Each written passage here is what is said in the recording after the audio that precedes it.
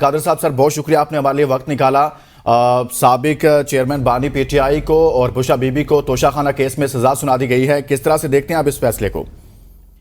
جی میں سمجھتا ہوں اس کے جو بھی حقائق اور شواہد سامنے آئے ہیں اس کے مطابق یہ سزا درست ہے کہ فیکٹس یہ ہیں کہ سعودی بادشاہ جو ہیں انہوں نے ان کو کچھ تحفے تحائف دیے، انہوں نے وہ تحفے بیچ دیے۔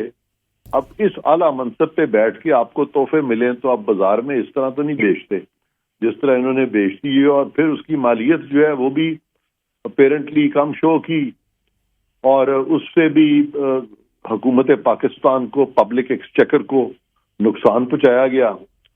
اور پھر انہوں نے تو یہ کہا تھا کہ ہم ریاست مدینہ بنائیں گے، اور ان کی جو بیگم صاحبہ خاتون اول ہیں وہ بھی ایک روحانی شخصیت کے طور پہ سامنے آئیں کہ وہ ایک بڑی نیک اور پارسا خاتون ہے، تو وہ اس پیسے سے ان چیزوں سے مبرہ ہے۔ لیکن جو فیکٹس ہیں، حقائق اس کے بالکل برعکس سامنے آئے، تو یہ ایک افسوس کا مقام ہے کہ ان کو اتنا موقع ملا تھا، اتنے اعلیٰ منصب پہ ان کو فائز کیا گیا، لوگوں نے ان پہ ٹرسٹ کیا، انہوں نے وہ ٹرسٹ بھی بٹرے کیا۔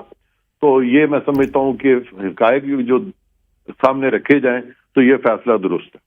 صحیح۔ عرفان قادر صاحب یہ بتائیے گا، عدم موجودگی میں فیصلہ سنایا گیا، عمران خان کے اہلیہ موجود نہیں تھے اور اس کے کیس کی جو ہے وہ سزا سنائی گئی، اس کو آپ کیسا دیکھتے ہیں؟ بانی P T I Imran Khan کی جانب سے بھی بار بار کہا گیا کہ اجلت میں فیصلہ کیا جا رہا ہے، کل بھی جلد بازی میں ان کو سزا سنائی گئی تھی۔